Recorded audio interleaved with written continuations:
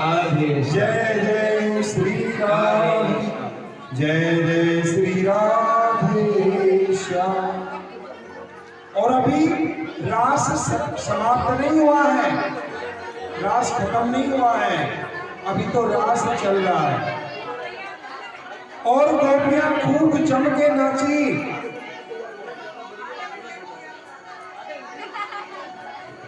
और जैसे ही महारास हुआ तो ऐसे हो गई जैसे गोपियों के मन में प्राण आ गए।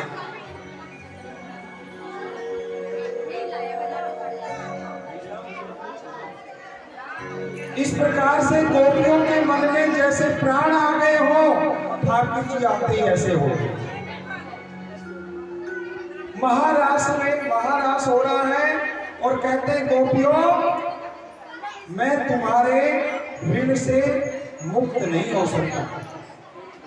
गोपियां इतना प्रेम करती हैं, इतनी भक्ति करती हैं भगवान की, भगवान कह रहे हैं गोपियों, यदि तुम भी देखो, सुनो बात को, जो है ध्यान से सुना करो। जब भागवत कथा को ध्यान से सुनोगे तभी आपके अंदर ज्ञान आएगा। और या फिर ज्ञान का मटका भाई भर गया हो ज्यादा, तो कुछ और उपाय करें। फिर ज्यादा मटका तो ना भरा हुआ है, किसी का घड़ा भरा हुआ तो नहीं है ज्ञान से, या फिर इसलिए ना ले रहे हो, बोले जा रहे हो। बोलो राधे राधे। महारास हो रहा है और कृष्ण भगवान ने, हमारे कन्हैया ने गोपियों को पता क्या कहा है, तुम्हारे ऋण से मैं कभी मुक्त नहीं हो सकता। क्यों नहीं हो सकते, किसी को पता है? अरे तुम भी भगवान से इतना प्रेम और इतनी भक्ति करो जिससे भगवान एक मिनट में, एक सेकंड में आपके पास आ जाए।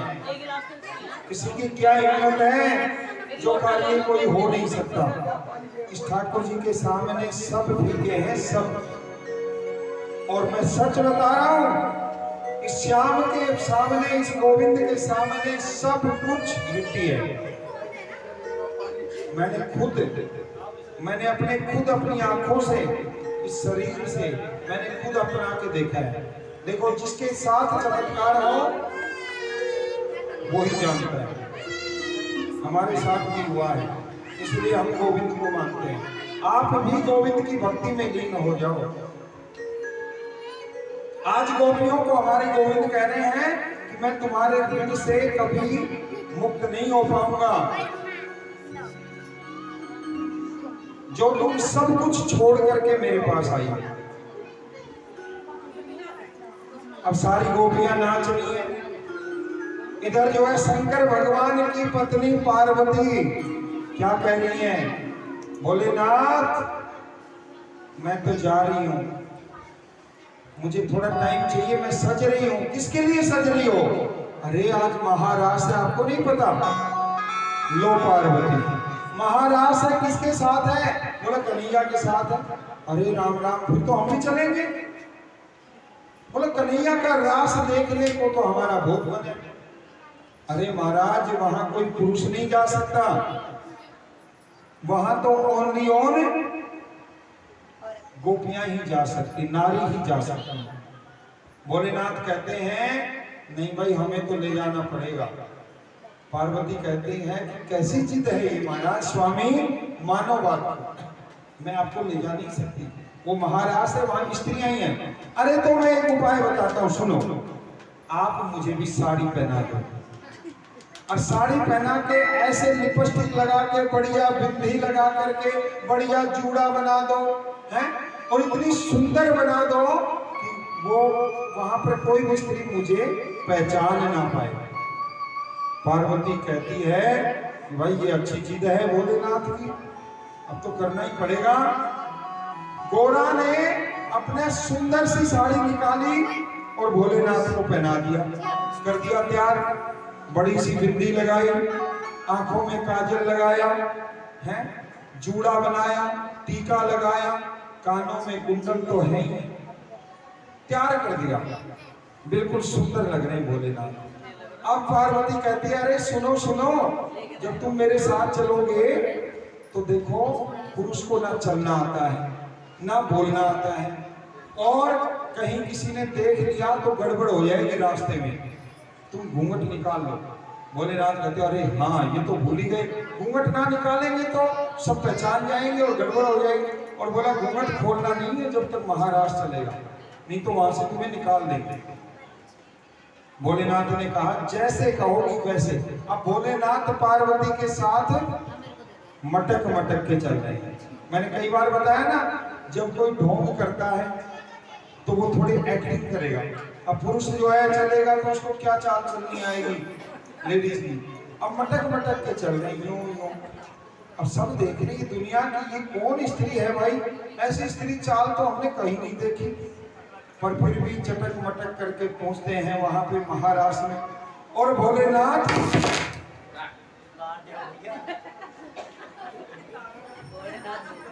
भाई ये भागने वाले थे क्या?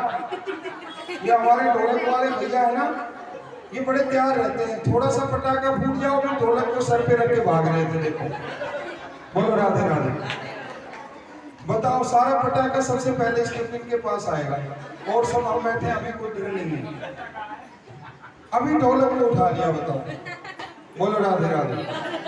अरे इनको देख के मैं भी भागने वाला था, मैं भी अपने ठाकुर जी को उठाया, मैं उठाने वाला था, मैंने कहा ये क्या आ गया।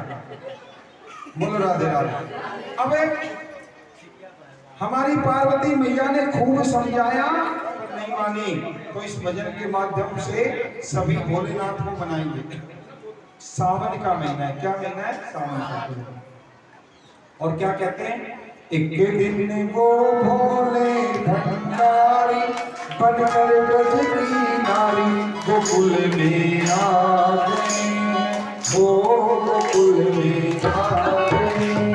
एक दिन वो भोले भंडारी बनकर ब्रज की नारी गोकुल में आ गए, वो गोकुल में आ गए।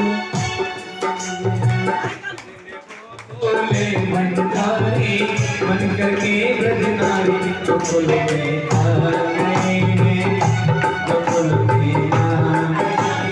पार्वती मना बिहारी नमने त्रिपुरारी गोकुल में आ गए, गोकुल में आ गए। पार्वती मना बिहारी नमने त्रिपुरारी गोकुल में आ गए, गोकुल में आ गए। भोलेनाथ की जय।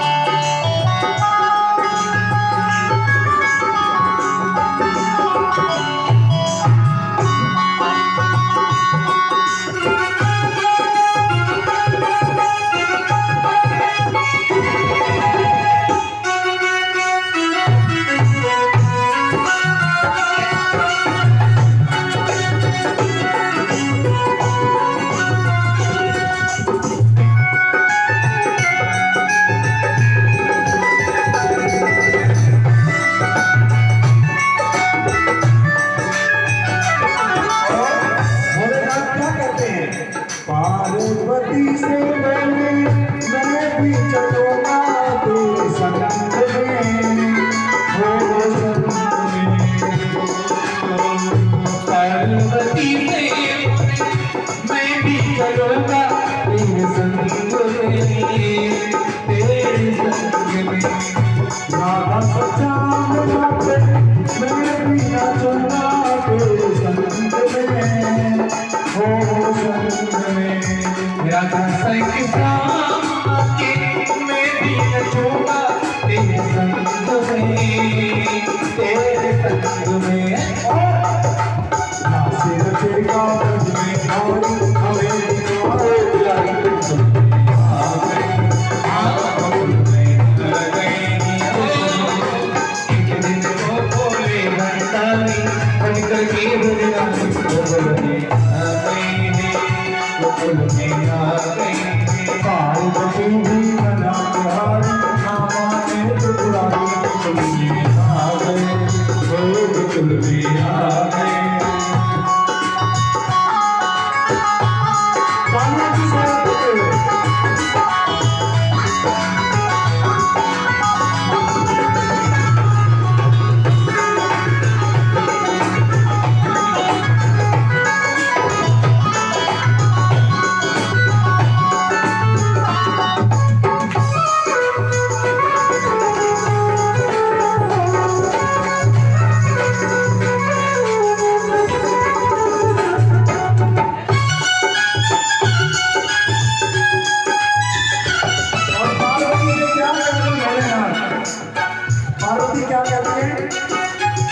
ओ मेरे भोले स्वामी कैसे ले जाओ तेरे संग में, तेरे संग में।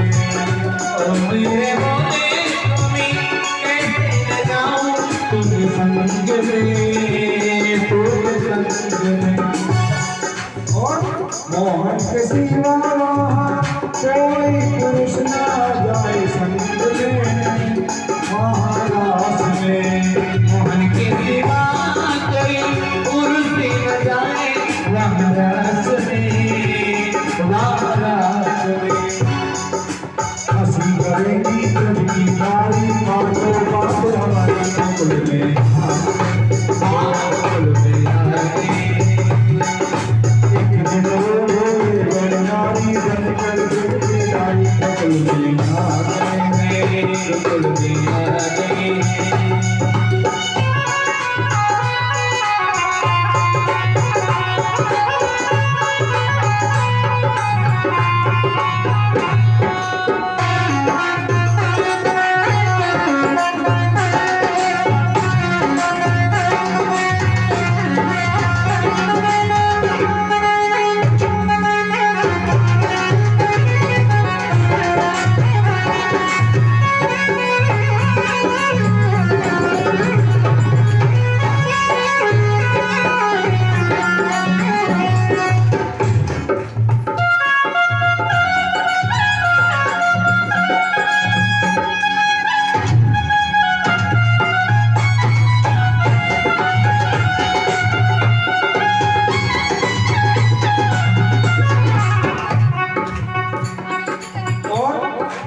महादेव जी कहते हैं पार्वती से, ऐसा बना दो मुझे कोई न जाने इस रात को, हो रात को।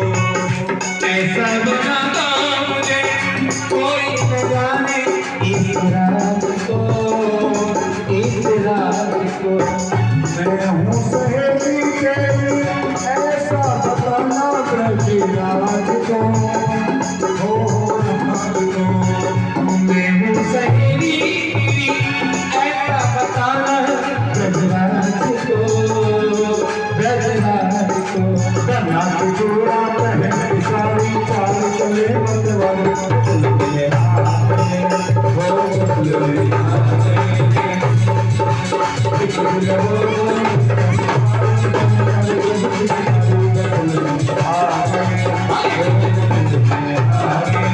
एक दिन वो बोले बताई के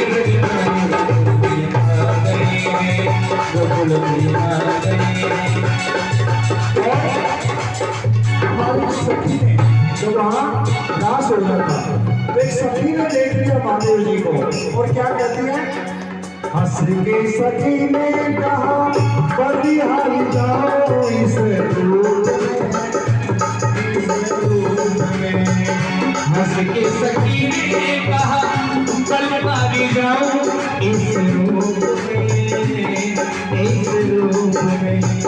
एक दिन तुम्हारे लिए आए मुरारी इस रूप में, हो रूप में। एक दिन तुम्हारे लिए आए मुरारी इस रूप में, इस रूप में। वही रूप बनाया मुरारी, अब है तुम्हारी बारी, कुल में आ गए, कुल में आ गए। एक दिन रोए बननारी बन कर गिरती आई कुल में आ गए, कुल में आ गए, कुल में आ गए। और नाचते नाचते हमारे मोहन ने इस गोविंद ने देख लिया, बोले ना नाथ को देख लिया तो सब जान गए। और क्या कहा? देखा जमान ने तो सब देखे सारी बात रे, सारी बात रे। देखा मोहन ने तो समझ गए सब बात रे, सब बात रे। ऐसी बजाई बच्ची सब भूले भोलेनाथ रे, भोलेनाथ रे। ऐसी बजाई बत्ती सुध बुद्धि भूले भोलानाथ रे, भोलानाथ रे। हमसे खिसक गई जब सारी उस पाए गुरुदारी कमल में आ गए, कुल में आ गए। एक दिन मोरे भंडारी बन गए, गुरुदारे कुल में आ गए, कुल में आ गए।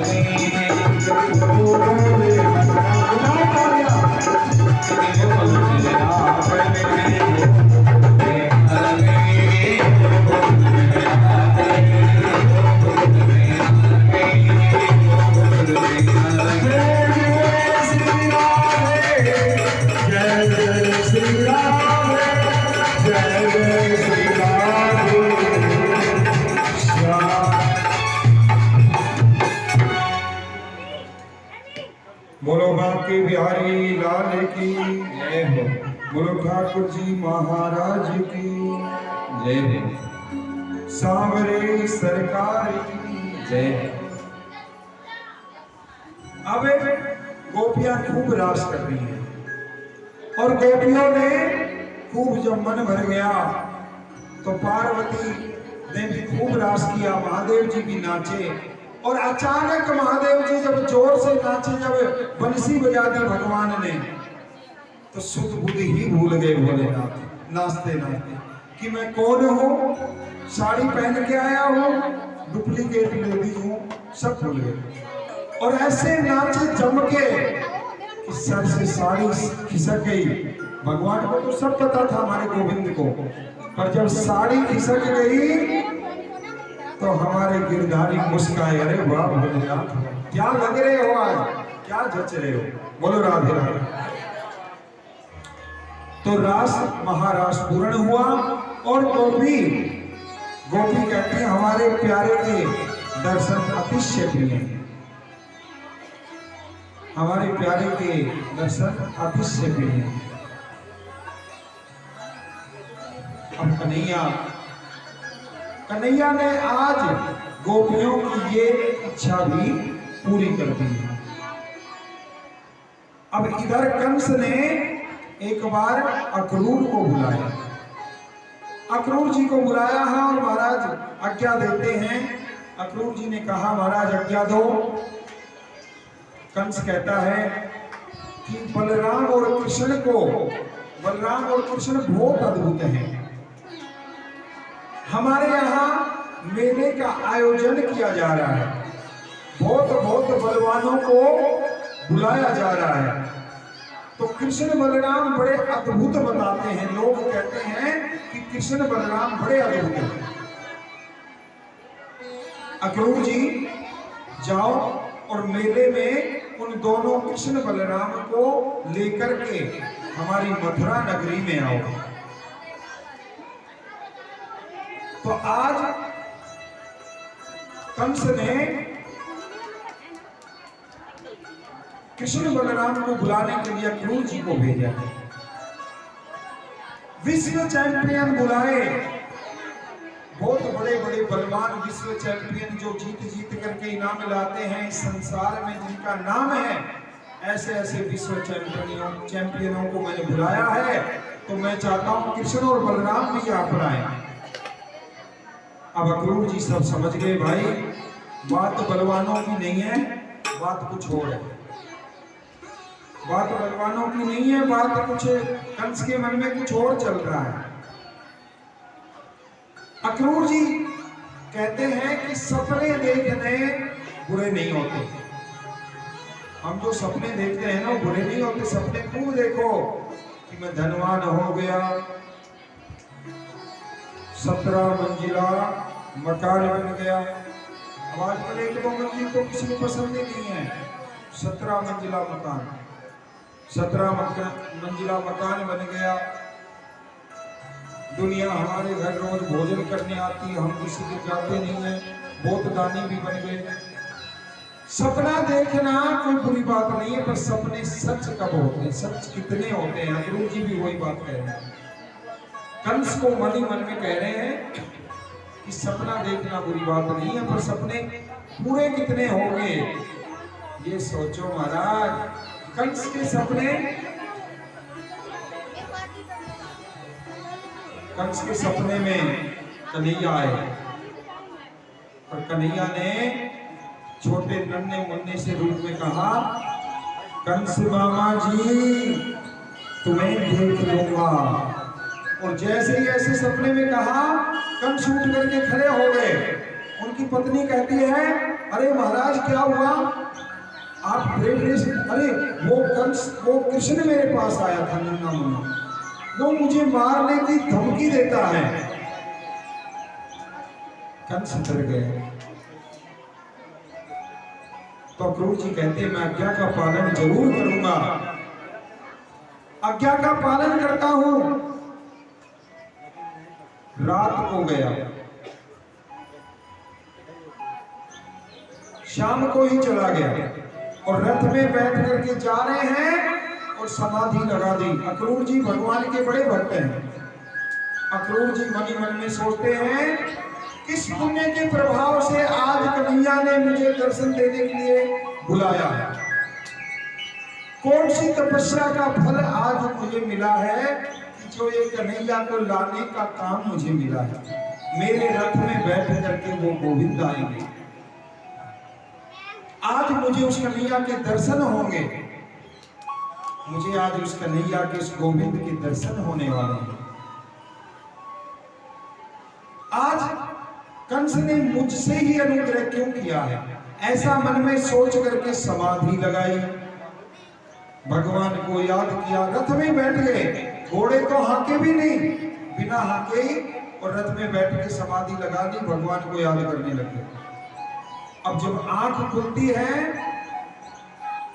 सुबह बैठे और साय हो गई, संध्या हो गई, पूछे कहीं है ही नहीं, वहीं की वहीं बैठे।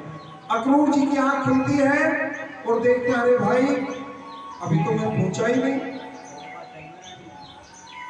अक्रूर जी ने तुरंत घोड़ों को हांका और चले, और जैसे ही वृंदावन पहुंचते हैं तो बलराम और कृष्ण दोनों भाई गैयाओं का दूहन कर रहे हैं। अचानक दोनों भैयाओं की दृष्टि अक्रूर जी पे पड़ी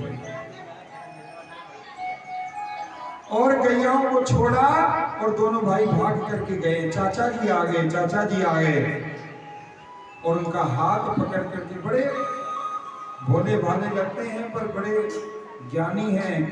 गोविंद तो सबको जानता है किस लिए आए हैं। पकड़ करके, हाथ पकड़ करके नंद भवन में ले गए और सिंहासन पर बिठाया। सिंहासन पर बिठाया, चरण दबाए, चरण धुलवाए, पूजन किया, अतिथि कक्ष में ले गए। कन्हैया कहते हैं, चलो मामा जी, चलो चाचा जी, आप अतिथि घर में चलो,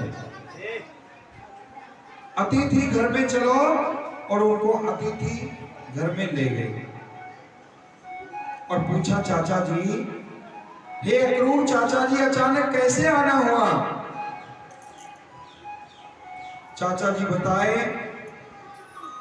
कि आपके जो मामा जी कंस हैं, उन्होंने आप दोनों को बुलाया है, पर मुझे उनके लक्षण अच्छे नहीं लग रहे हैं।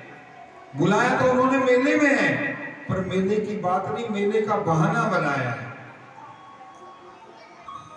अब कृष्ण और बलराम दोनों खुश हो गए, अरे मामा जी ने हमें बुलाया और हम ना जाएं, ऐसा हो ही नहीं सकता।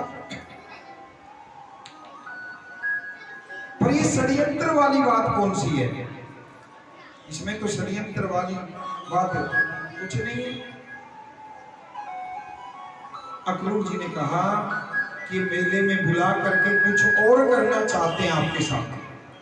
अब तुरंत गोविंद ने कहा, चाचा जी एक प्रार्थना है आपसे, आप जो ना मेरे नंद बाबा को और माँ यशोदा को कुछ मत बताना। मैया यशोदा को, नंद बाबा को ये सब बातें मत बताना कि कंस के मन में चल क्या रहा है। अक्रूर जी कहते हैं बिल्कुल नहीं बताऊंगा। तुरंत नंद बाबा के पास लेकर आए और नाचने लगे दोनों भाई। देखो देखो बाबा, मैया देखो, चाचा जी आए हैं और हम इनके साथ मेला देखने को जाएंगे, हमें मेले की पड़ी। नंद बाबा बोले, अकेले नहीं जाने दूंगा बच्चों। नंद बाबा ने पूरे गोकुल में हेला भिजवाया, जो मेला देखने जाए भाई कल तैयार हो जाना। और जैसे ही हेला भिजवाया, गोपियों की नींद उड़ गई। गोपियों की नींद उड़ गई। कन्हैया जा रहे, ऐसा कैसे हो सकता है।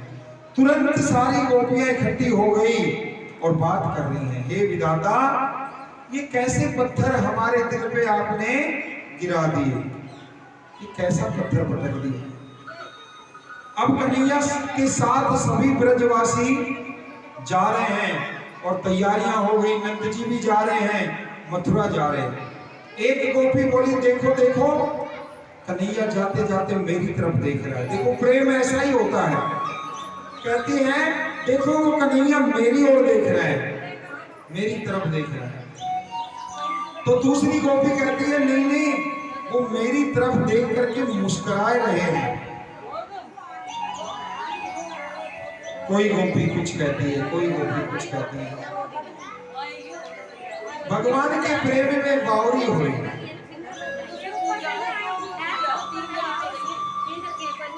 शांति शांति। देखिए, नंद बाबा के साथ पूरा गोकुल और वो दोनों भाई कृष्ण और बलराम दोनों कंस की नगरी में पहुंचते हैं। ग्वाल बाल बोले, अब जो है भगवान भी फूल बरसा रहे हैं भाई। कृष्ण भगवान रथ में जा रहे हैं तो ऊपर से फूल बरस रहे हैं, भगवान देवता सारे फूल बरसा रहे हैं।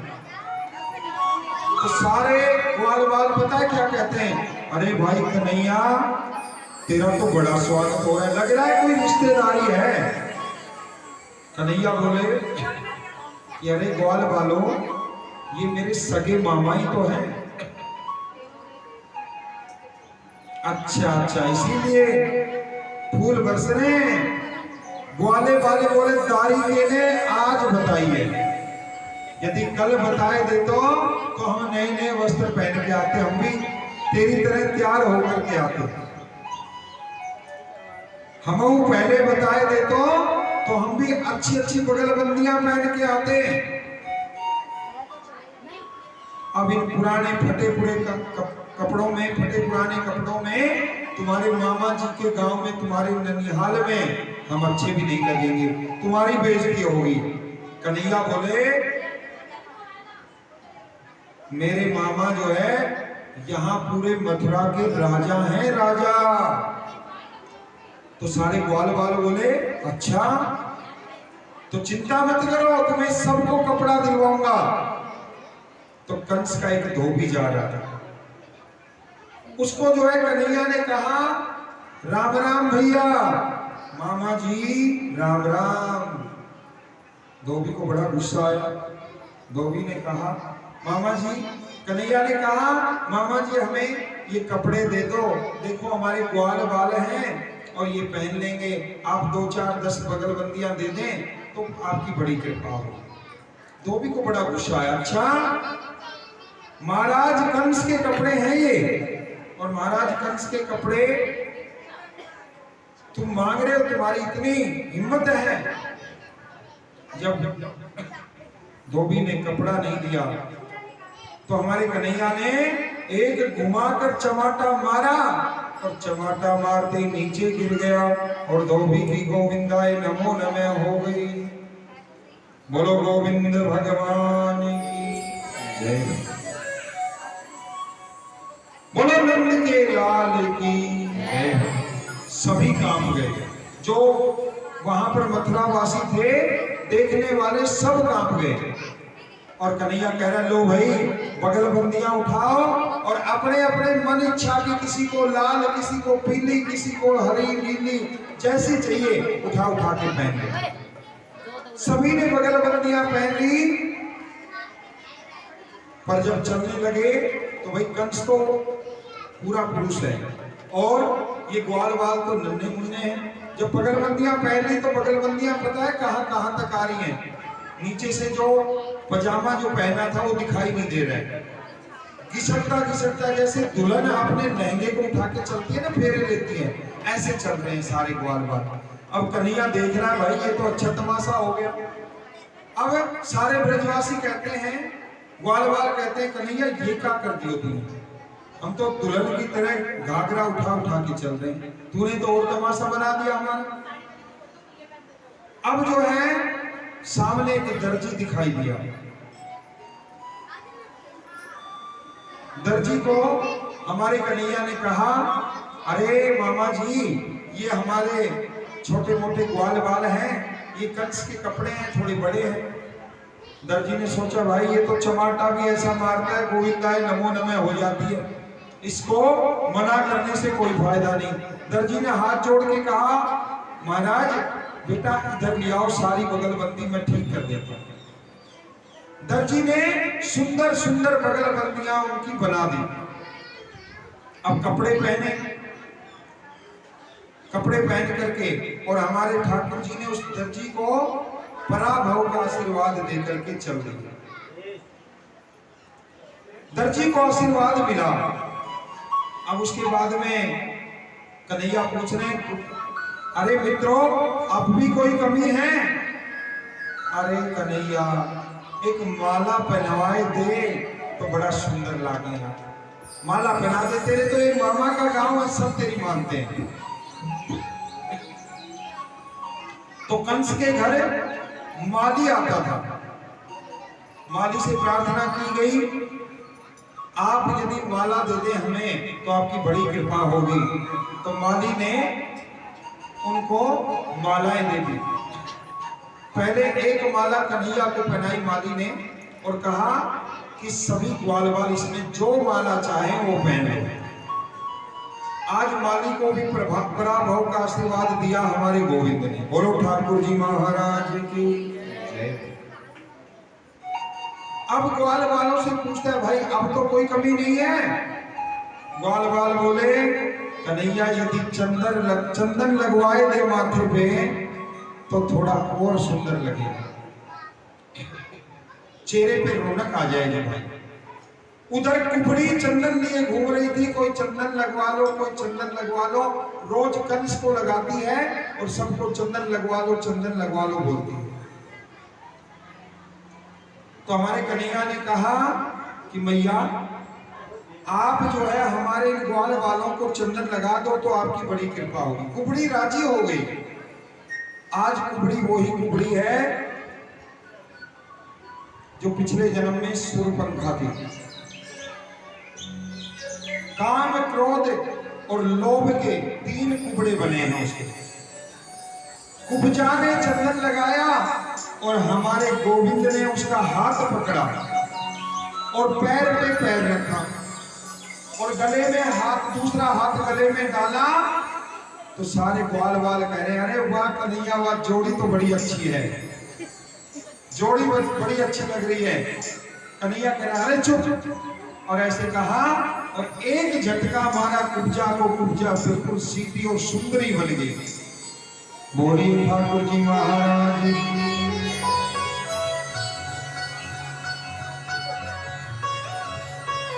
इस प्रकार से कुबड़ी तो नाचने लगी। पिछले जन्म की सूर्यपंखा थी। अब विशाल, अब कंस के महल में चलते हैं। कंस के महल में गए और वहां पर विशाल धनुष का आयोजन किया गया है। एक धनुष था जिसको कंस ने रखा हुआ था और ये मन में सोचा हुआ था, जो इस धनुष को तोड़ देगा, नारायण से अलावा उस धनुष को कोई नहीं तोड़ सकता था। आज कंस ने मन में किया है कि ये इस धनुष को जो तोड़ देगा उसी के हाथों मेरी मृत्यु लिखी है। अब जो है कन्हैया गया, भगवान जब आगे बढ़े तो परशुराम का धनुष था, और परशुराम के धनुष को जो वहां पर थे वो सभी कह रहे हैं भाई कन्हैया, किसी की भी अनुमति नहीं है, जब तक इस धनुष को नहीं तोड़ोगे आपको जाने नहीं दिया जाएगा। तो कन्हैया ने कहा ठीक है भाई। दाऊ ने कहा भैया तुम ही तोड़ो। तो कन्हैया ने धनुष को उठाया और एक टंकार करी और धड़ाम जैसी तोड़ दिया। बोलो गोविंद भगवान की जय। अब आगे चलते हैं। रास्ता मांगा तो बड़े बड़े बलवान हाथी महावतों के साथ खड़े हुए थे, कह रहे नहीं जाने देंगे, पहले इन हाथियों के साथ लड़ना पड़ेगा। हमारे गोविंद ने उन हाथियों के साथ युद्ध किया, हाथी के दांत तोड़ दिए दोनों। वो दोनों दांत तोड़ करके एक दांत कन्हैया ने कंधे पे रख दिया जैसे फरसा रखते हैं, और दूसरा दांत बलदाऊ ने रख लिया, कंधे पर रख करके चल दिए। उन महावतों को भी धूल चटा था। बड़े बड़े पहलवान खड़े कर दिए। ब्रजवासी जो ग्वाल वाला है ताली बजाते, वाह कन्हैया वाह, पहलवानों के साथ लड़ना पड़ेगा। बड़े बड़े पहलवानों के साथ बल युद्ध करते हैं बलदाऊ और कुशल।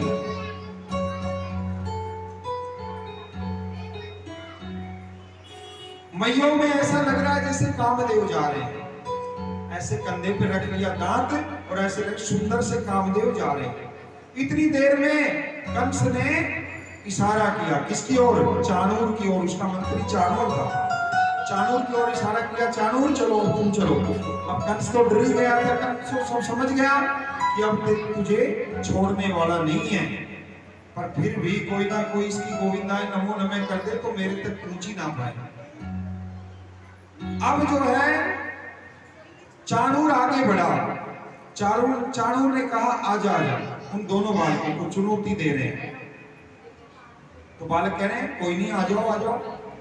अरे तू बच्चा है, कोई बात नहीं है, तूने हाथी को मारा है, इस बलवान को के सामने आके देख।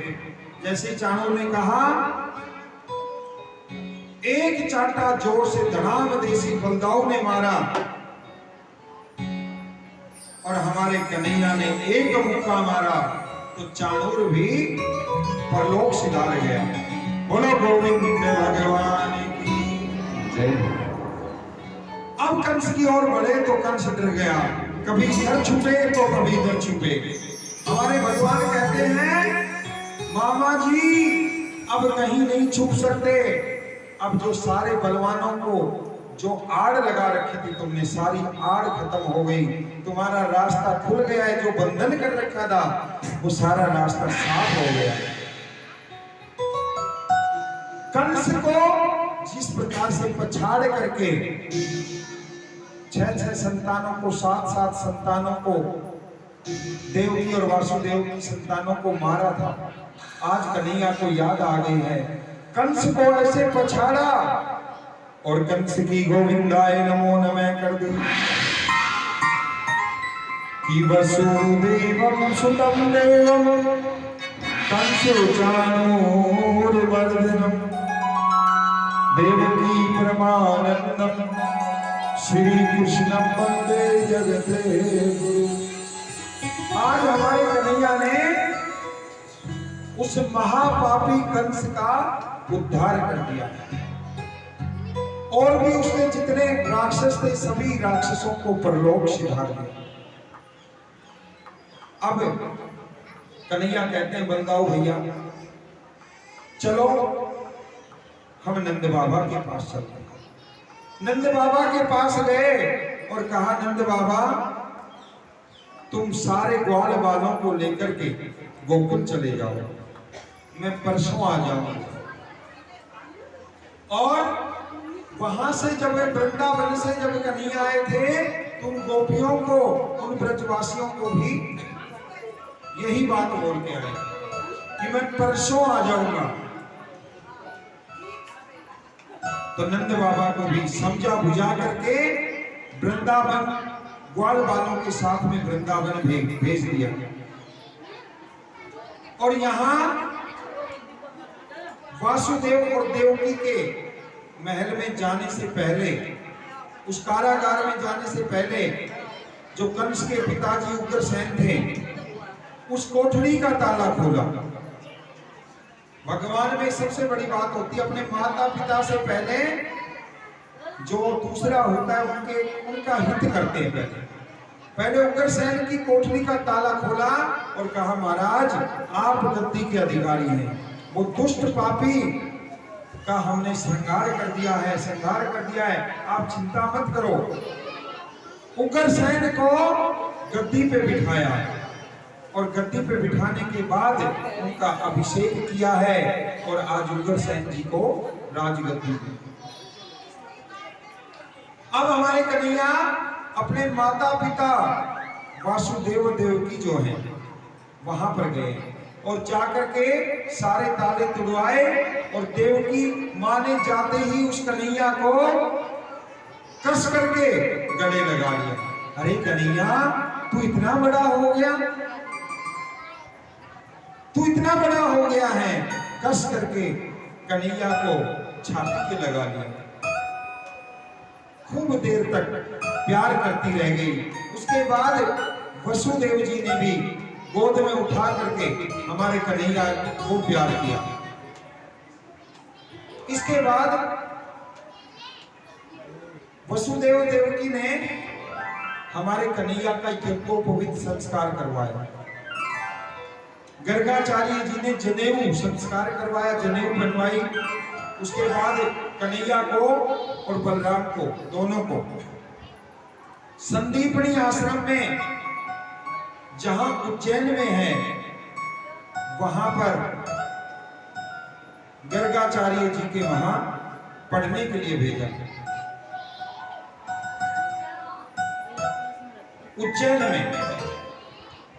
उज्जैन में पढ़ने भेजा तो हमारे कन्हैया की मित्रता हुई। किससे? सुदामा से। विद्यार्थी जब नया जाता है तो एक दो मित्र को बना ही लेता है। मित्रता हुई सुदामा से। सुदामा से इतने पक्के मित्र बन गए भगवान कि जो आज भी सुदामा और कृष्ण की मित्रता का उदाहरण दिया जाता है। ना कोई मित्र ऐसा हुआ है और ना होगा। संदीपनी ऋषि के आश्रम में जाकर के दोनों विद्या प्राप्त कर रहे हैं और अल्प काल में ही हमारे कन्हैया और बलदाऊ ने विद्या प्राप्त कर ली। जितना समय लगता है विद्या प्राप्त करने में, उससे आधे समय में ही उन्होंने विद्या प्राप्त कर। अब कन्हैया मथुरा आए और मथुरा देवकी और वसुदेव के पास आकर के प्रणाम किया है, चरणों का वंदन किया है। वासुदेव और देवकी ने भी कन्हैया को आशीर्वाद दिया। आज कन्हैया को याद सताई तो उद्धव को वृंदावन भेजा कृष्ण भगवान। अरे उद्धव, क्योंकि उद्धव को ज्ञान, अपने ज्ञान पर बहुत अहंकार था और भगवान अहंकार को रहने नहीं देते हैं, तो उद्धव को वृंदावन भेजा है। और भगवान वृंदावन की तरफ देख रहे हैं। याद किया, याद करके रो रहे हैं और सोच रहे हैं कि मुझे कोई ग्वाल बाल गोपी यहां से दिख जाए। खड़े खड़े देख रहे हैं, जमुना नदी की ओर देख रहे हैं। बंसी बजाकर, जब मैं बंसी बजाता था तो जमुना मैया लहराती थी, मानो हंसती थी, नाच रही हो ऐसे लगती थी। पर आज बंसी बजाने से भी जमुना जी बिल्कुल उदास पड़ी हुई है। मानो आज गोपी ग्वाल वृंदावन वासियों के आंसू इस जमुना जी से बह रहे हैं। मुझे ऐसा लग रहा है। आज वो चंचलता इस जमुना जी में भी नहीं है। वो मुझे पुकार रहे हैं। अरे ये तो वो समय है जिस समय श्री दामा मुद मंगल हम सब मिलकर के गैया चरा के आते थे। गोधूली समय होता था, गैयाओं के पैरों से धूल उड़ती थी। ये तो वो समय है, कन्हैया को वृंदावन की याद सता रही। ये तो वो समय है जब हम गैया चरा के आते थे। भगवान का शरीर मथुरा में है पर मन वही वृंदावन में है। उनको याद कर रहे हैं, ग्वालों के साथ मैं कैसे खेलता था। मुझे ऐसे लग रहा है कि जैसे ग्वाले आज भी मेरे साथ माखन चुरा रहे हैं, मेरे साथ खेल रहे हैं। यशोदा मैया की गोद में मैं खेल रहा हूं, मुझे ऐसा लग रहा है।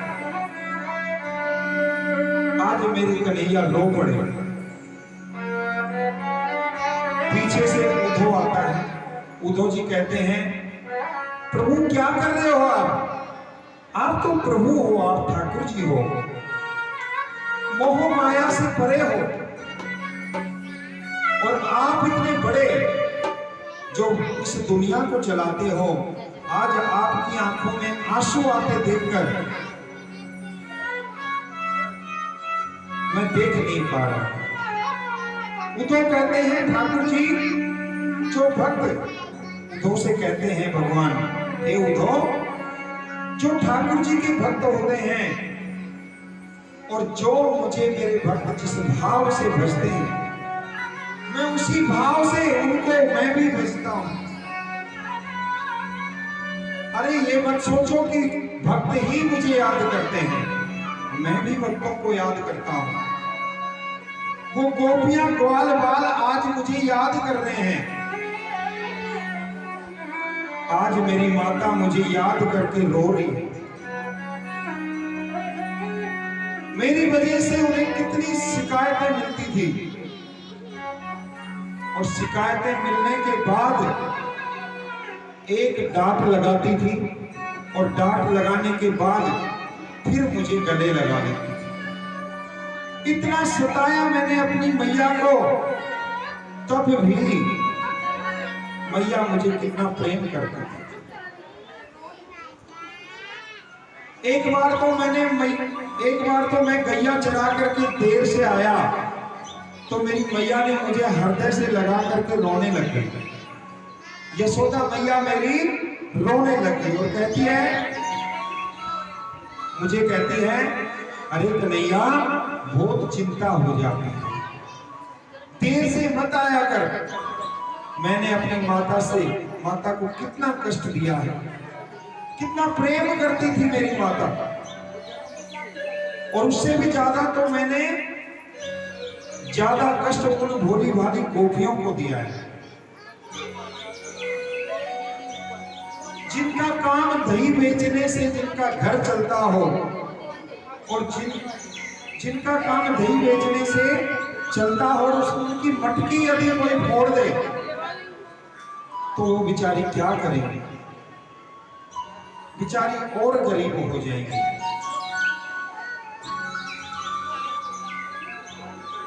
ऐसी गोपियां, ऐसी गुजरियों के साथ मैंने बहुत बुरा किया है, तब भी वो मुझसे प्रेम करती थी। उनके ऊपर क्या बीतती है। और फिर भी यशोदा मैया कहकर के उनकी वो शिकायत लेकर आती थी मेरी मैया के पास कि मेरी मटकी को फोड़ दिया। बेचारी भूखी प्यासी रह जाती थी जिस दिन उनकी मटकी फोड़ देता था। अब उससे ज्यादा और क्या। जब वो हमारे घर मक्खन नहीं चुराने आते, गुजरियां कहती थी कि वो जब हमारे घर मक्खन नहीं चुराने आते, उस दिन हम खाना नहीं खाते।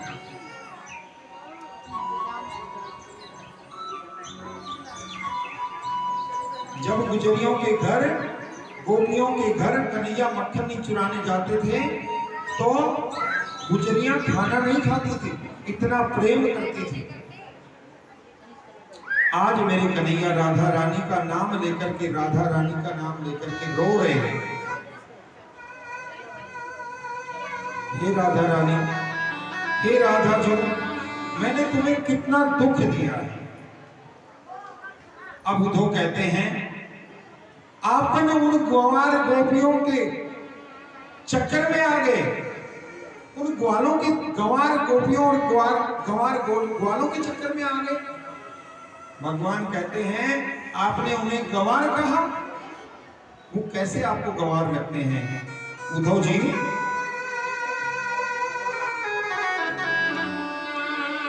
अरे वो आपको कहां से, उद्धव जी कहते हैं कि वो आपको कहां से विद्यालय, कौन से गुरुकुल में पढ़े थे? वो तो गंवारी तो है, उनके अंदर कहां ज्ञान है? भगवान ने सोचा कि अच्छा मौका है, इसके अंदर ज्यादा ज्ञान है, ज्ञान प्रेम से भी हार जाता है, अच्छा मौका है। भगवान ने सोचा कि आज मैं उद्धव को वहां वृंदावन में भेजता हूं। अच्छा मौका, उद्धव को अपने ज्ञान पर भरोसा है और उन गोपियों को अपने प्रेम पर भरोसा है। कन्हैया कहते हैं आप इसी समय वृंदावन जाओ और मेरे गोपी ग्वालों को समझा के आओ।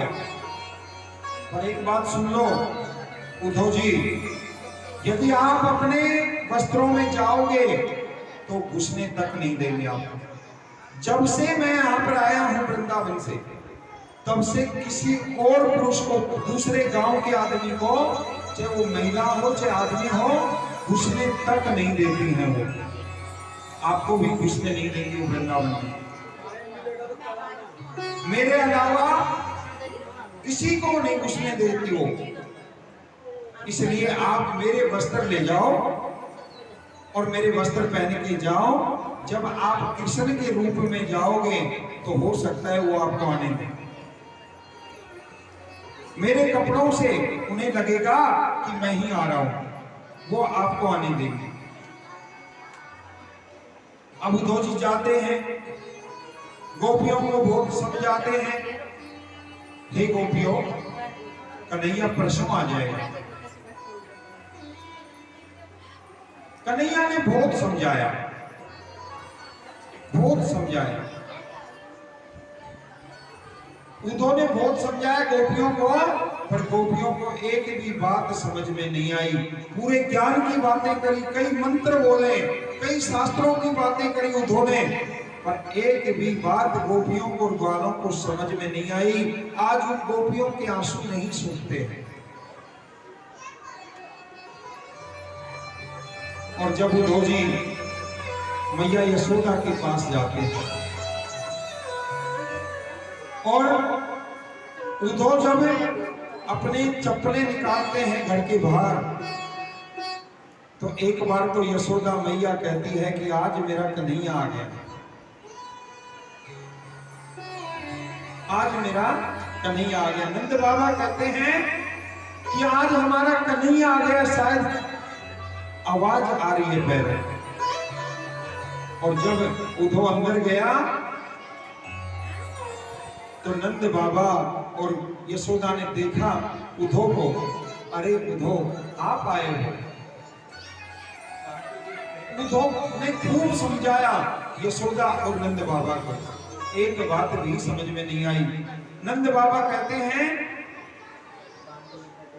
कि जब मैं बिना चप्पलों थोड़ी सी दूर 4 कदम भी रख लेता था, बिना चप्पल, बिना चरण पादुका पहने हुए, तो मेरा कन्हैया उन चरण पादुकाओं को सर पे रख करके आता था और कहता था बाबा चरण पादुका पहने।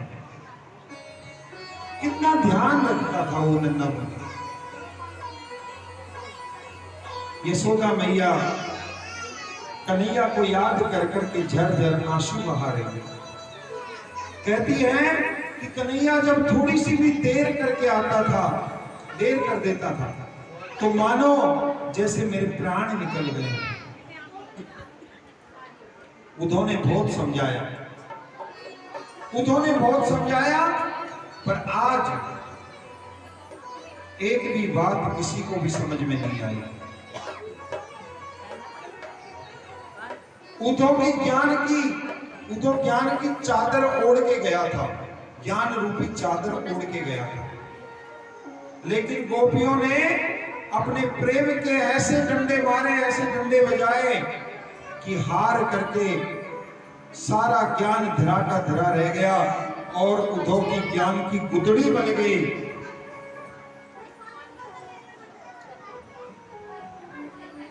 सारे ज्ञान की गुदड़ी हो गई। गोपी बोली कि हमारे कृष्ण हमारे पास हैं, चले जाओ यहां से समझाने वालों, क्या संदेश लेकर आए हो। एक गोपी के पैर के ऊपर भोरा बैठ गया और भोरा बैठने के बाद वो गोपी उस भोरे से बात करने लगी, अरे कृष्ण तुम आ गए मुझसे मिलने।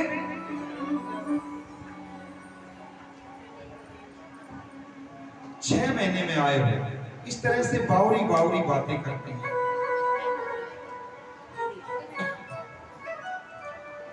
उद्धव ने सारा जोर लगा दिया, परंतु किसी प्रकार से पूरा समाचार दिया, पर गोपियां ने एक भी बात नहीं मानी। और जब नहीं समझा तो कहा कि ये तो प्रेम की बात है उद्धव।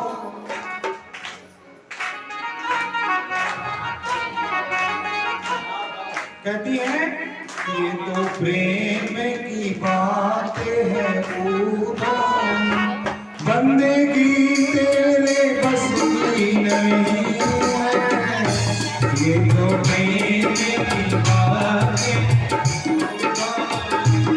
बंदगी तेरे बस की नहीं है, दर्द के होते हैं सो दे, यहाँ सर्द के होते हैं सो दे, आंसू की इतनी सस्ती नहीं है, यहाँ सर्द के होते हैं सो दे, आंसू की इतनी सस्ती नहीं है, ये तो प्रेम की बात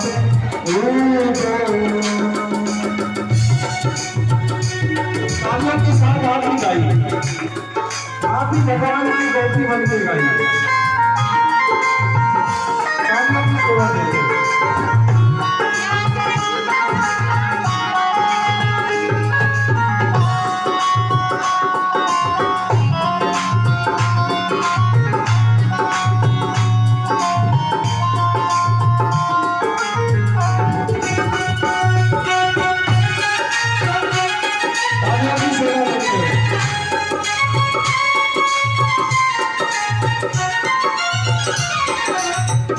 प्रेम वालों ने जब वक्त पूछा, उनकी पूजा में सुन ले उद्धव, प्रेम वालों ने जब वक्त पूछा, उनकी पूजा में सुन ले उद्धव, प्रेम वालों ने जब वक्त पूछा, उनकी पूजा में सुन ले उद्धव, प्रेम वालों ने कब तक